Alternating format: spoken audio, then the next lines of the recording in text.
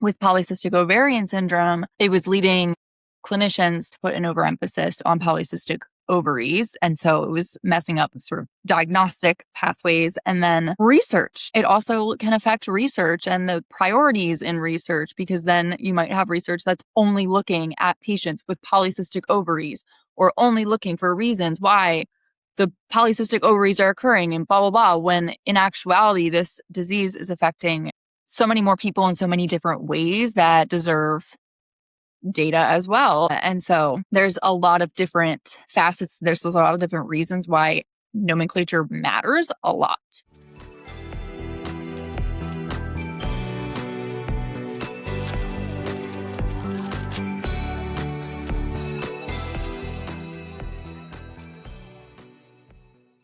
What's up, ladies? Welcome to class. I am your host, Autumn Payon, and today we have a solo cast.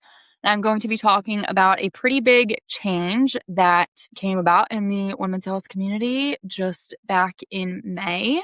I made some short form content on it, but I want to do a full podcast episode because I know that this affects a lot of my listeners, and it is the change of PCOS to PMOS. Because changing the name of a disease like this is like a really big deal.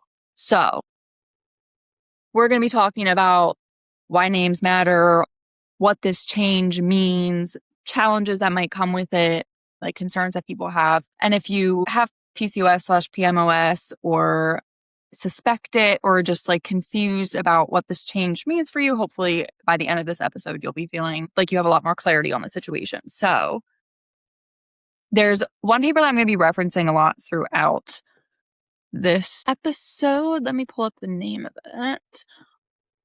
So I will link it in the show notes, but if you are curious in checking it out, it's called What's in a Name from PCOS to Polyendocrine Metabolic Ovarian Syndrome, a Metabolic Reframing Promise, Controversies, and Challenges Ahead by Maria Dalamaga, just published in May when the change came about. So basically, the name of a disease, it's not just like this surface level thing. It matters. The name of a disease, of a syndrome, if it's misleading, it causes a lot of confusion, not just for patients, but for clinicians, for doctors. And in the case of PCOS, it was putting this overemphasis on polycystic ovaries and kind of keeping it this like very like gynecological thing. And a lot of patients were being turned away because their ultrasounds weren't showing polycystic ovaries. Even though there are so many other parts to this disease, it's at the end of the day, it is more of a systems disease. It's affecting a lot of different things. It's not just an ovarian issue, and it doesn't just have to do with polycystic ovaries. There's a lot more that goes into it. So this name change has been like well over a decade in the making. This didn't just like come about overnight. There's been a lot of people who have had qualms with the name PCOS for a while and have been fighting to get this change because names and language matters quite a bit. From a patient perspective, it can be confusing if you're not up to date with like medical literature and the jargon and the nuances behind physiological meanings and all that stuff. Like it can be really confusing as a patient, as a layman. And then from a diagnostic perspective and a clinical perspective, it also is like misleads doctors. And I talk about endometriosis a lot because that is something I personally struggle with. And it's kind of the same idea where people just assume that endo comes from the uterus, that it's the same as the uterine lining because of that name. And it's not true.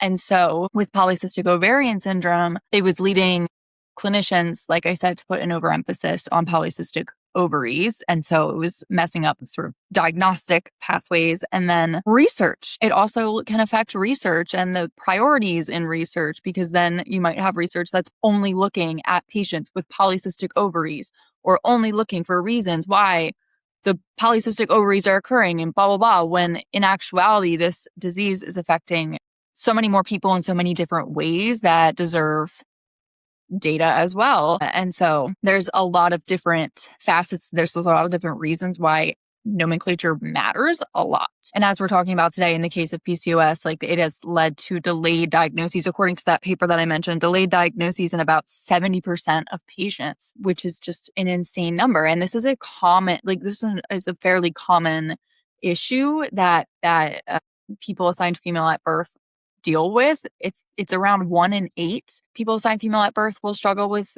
PMOS, so it's not rare. It's a lot of people, and 70% of that had delayed diagnoses. So one of the main hopes with this name change to PMOS is that diagnoses will be easier to obtain for patients.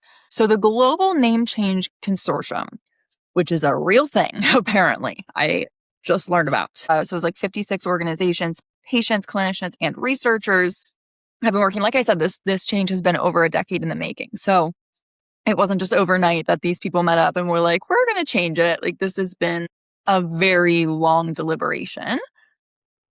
And they decided to release it's like a 3-year shift from PCOS to PMOS, Polyendocrine Metabolic Ovarian Syndrome.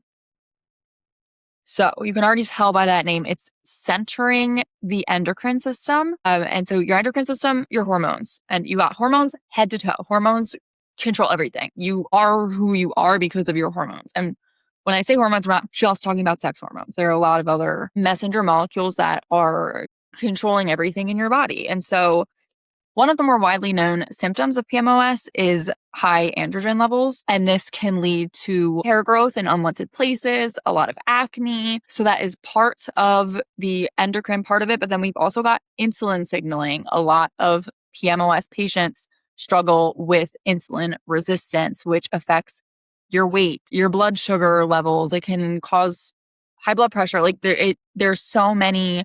Blood sugar is so important, and having insulin resistance for prolonged periods of time. I mean, that's how you get type 2 diabetes, and that can lead to all these other issues down the line when it isn't addressed. And it is very difficult to address when you have PMOS fucking things up, right? And then also, obviously, the ovary brain axis, like the communication between your brain and your ovaries can be wonky with PMOS. So basically, when it was PCOS and it was originally kind of coined and the diagnosis was created, it was really thought to be very gynecological. And now that we have more data, more patient experiences, like speaking up about it, more people kind of advocating for it, it's being broadened to more complex endocrine, metabolic. It affects everything, like your endocrine system, like I said, your metabolism, incredibly important. Like, these things are not just affecting your ovaries. These are full body consequences. There are full body consequences when these things are out of whack. So the insulin resistance, the androgen excess, dysglycemia, so the, blood sugar imbalances, hypertension, dyslipidemia, cardiovascular risk, sleep apnea. None of these things are really intuitive when you hear polycystic ovarian syndrome. You would never be like, oh yeah, of course it's causing high blood pressure and a dysregulation of blood sugar levels and blood fat levels and all that stuff. No. But when you hear polyendocrine metabolic ovarian syndrome, it's a little bit more intuitive of like, okay, insulin's being affected. The entire endocrine system's being affected.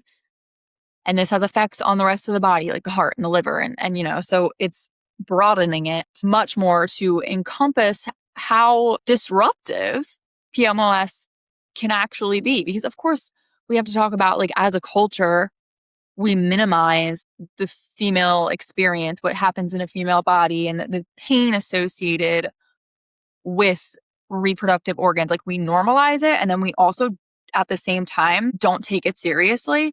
So we're like, oh yeah, it's completely normal. All women, people in female bodies are supposed to feel pain. If you have a uterus, if you have ovaries, pain is just going to be a normal part of your life, which that's bullshit. And then on the other hand, we're also like, yeah, but like women's pain, like, isn't that bad. Women are the weaker sex. They can't handle as much. And that's also bullshit. So when we overemphasize the ovaries, not only does it have that like clinical outcome of delayed diagnoses and the patient experience being a little confused and feeling minimized, but then we also have this broader scale because of the patriarchy we live in and this culture that's been created around the female hormone cycle and periods and all the stigma and everything. It's like, oh, it can't possibly be that bad. Like, there's this sort of undertone that if you haven't done the work to deprogram that, because we're all programmed with it, unless you lived completely off the grid for the first 7 to 10 years of your life, we are all sort of programmed with this idea that female bodies are weaker, less capable, when in reality it's the opposite, but that's a different podcast episode. It leads to a profound minimizing of these very serious diseases because we just associate them or name them in reference to reproductive organs, and we just call it a woman's issue, and then it's not taken as seriously, whether people mean to or not. If you haven't checked that bias, you know, I don't need to tell you guys. I'm sure we've all experienced at the doctor just kind of being told that it's just anxiety or it can't be that bad or we're just being dramatic or it's all in our head, whatever. But hopefully this shift with PMOS obviously still has the word ovarian in there, but it includes 2 other major parts, metabolism and the endocrine system. And ultimately, I hope it is taken a lot more seriously. So I don't want to get too redundant here, but I'll briefly talk about like each of the words in the new name, what they really mean, and then some question marks or concerns. And that'll be that. So polyendocrine, like I said, there are abnormalities in androgen production, insulin signaling, neuroendocrine regulation, and ovarian function. So that's kind of where the poly is coming from. It's not just one part of the endocrine system. It's all of these different parts. It's androgen production. It's the function of your ovaries, neuroendocrine regulation, the nervous system's involved here, insulin signaling, your metabolism, like multiple parts of the endocrine system, not just the ovaries, not just sex hormones. Then we've got metabolic, so insulin resistance, dysglycemia, type 2 diabetes, high blood pressure, dyslipidemia, sleep apnea, cardiovascular risk, metabolic dysfunction associated steatotic liver disease.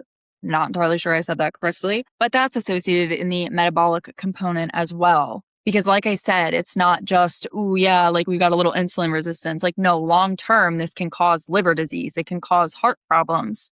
It's something that needs to be taken seriously early on. And we can't have people waiting years and years and years to get diagnosed. Ovarian. Why is ovarian still in there? Because the ovaries are still a big part of this disease, even though they are not the whole picture. The paper that I referenced before, again, linked in the show notes, says that it preserves the importance of the ovulatory and follicular dysfunction without centering the cysts. It's not all about polycystic ovaries. However, ovarian function is still an important part of PMOS. And then syndrome, obviously, it's a systemic condition. There's a lot of different systems involved with it, and it's still considered a syndrome. So, a key important thing to remember here. Diagnostic criteria has not changed. Will it? Do people want it to? I'm not sure. From my understanding, there are 3 criteria for diagnosis, and you must meet 2 of them. So hyperandrogenism, meaning high levels of androgens or overproduction of androgens, ovulatory dysfunction, as we're talking about, and polycystic ovaries, still included in diagnostic criteria, because it can be a part of it. It's just you don't have to have polycystic ovaries showing up on an ultrasound in order to have PMOS, right? So diagnostic criteria still the same. However, hopefully with this name change, with something more accurate, more clinically descriptive, hopefully more providers will shift into putting much less emphasis on the cysts on the ovaries and really investigating further whether or not their patients meet these other criteria and other symptoms of PMOS. So that is the hope. Personally, I do think that this is a step in the right direction. I think PMOS is a much better name than PCOS, but there is some concerns. Inclusivity, having the word ovarian in there kind of makes people, this is something I see in the endometriosis community a lot, is people kind of assume the problem disappears without a cycle. So that means before menarche, before you get your first period, when you're on birth control and you stop cycling, and after menopause. People just kind of dismiss these groups because they assume that the issue is not there if the cycle is not there. And that's not true for either endo or PMOS. So with PMOS, is it inclusive for like trans folk who are using hormones to shut down their ovaries? Is it inclusive for children before menarche? Because a lot of times with syndromes like this, symptoms can show up in childhood. They just get worse once you start cycling, or there's new ones that pop up, but there's warning signs earlier on. And those beyond menopause. According to that paper, the metabolic burden for postmenopausal women can actually worsen as you go through those hormonal shifts in perimenopause and menopause, and your estrogen goes down. The metabolic component of all of this can, for some patients, get even worse. So the problem doesn't disappear when your cycle disappears for whatever reason. And the word ovarian, ovaries, still tends to lead to patients, clinicians, researchers still putting a bit of an overemphasis on you have to have ovaries pumping out hormones for this to be a problem in your life. And it's like, that's not entirely true. I hope that made sense. So that's one of the concerns. There's also a lot of weight stigma in the doctor's office. This isn't surprising. I've talked about it in other episodes before with different guests about how sometimes doctors just assume that fat equals unhealthy and skinny equals healthy. And that's just not true. And then I think people assume PCOS/PMOS, you have to be overweight. And that is like a common symptom. There's weight gain and it's difficult to lose weight, but there is a subgroup of patients who are not overweight and they don't experience those symptoms, but they still have the insulin resistance, interestingly enough. So the word metabolism for some people, the concern is that it might intensify that weight stigma. Personally, I think that the word metabolism is descriptive of like a huge part of what the disease is and is an important part of it. I think that overall, like we need just an absolute overhaul of that idea that fat equals unhealthy and skinny equals healthy. That just has no place in modern medicine. I don't understand why that's still a thing, but it happens all the time. Like I hear, women that come to me in my own life and they tell me stories of the doctor's office of that. I've always been like tall and lanky, and I have personally always experienced that when I would be going in with these issues, with these telltale signs of endometriosis, and it would just automatically be assumed that I didn't have any problems because I was skinny. They were just like, well, you look healthy. I'm like, I don't feel healthy. Okay. So I just think that is something not even within the context of PMOS. That weight stigma is just something that needs to be completely overhauled in the medical system either way. So anyway, you might be wondering how a name change like this even happens. I think I mentioned before is a 3-year implementation process that's going to be going on. So that in between time can be a little confusing for patients, for clinicians, for researchers. It's something that, for a while, we're probably going to be seeing PCOS/PMOS or PMOS formerly PCOS, that kind of thing, where both are mentioned just to kind of like ease some of the confusion. I don't know like the exact plan for the 3-year implementation, but the point is that it's probably going to take some time. And if you still see PCOS in some places or your doctor is still calling it PCOS, feel free to be like, oh, hey, they changed the name now. Don't know if you knew that. But at the end of the day, yeah, we're probably still going to be seeing people refer to it as PCOS for a little while until the news really makes it around town. I don't know.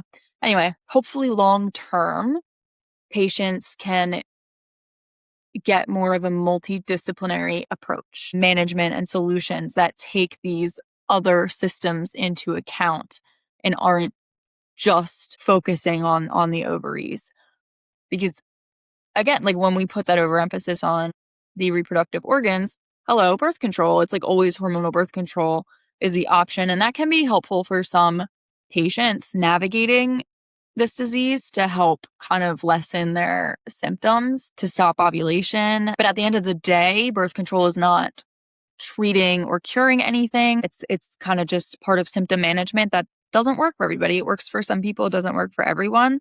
So hopefully with this name change, more long term, there are more multidisciplinary therapies that are explored to help people manage this disease, and perhaps one day treat it. So it was a quick one, but I hope that it was helpful. I hope that helped unpack this name change in a way that makes sense. So if you were confused, hopefully you're not now. Chances are, if you already have a diagnosis, this won't necessarily impact your care. Hopefully, if you're looking for a diagnosis and you don't have polycystic ovaries showing up on ultrasounds, hopefully this will help you get a diagnosis going forward as more clinicians learn more about what PMOS actually is. So thank you all for listening. If you have any questions, as always, feel free to email me, autumn@thehealthclassshedeserves.com.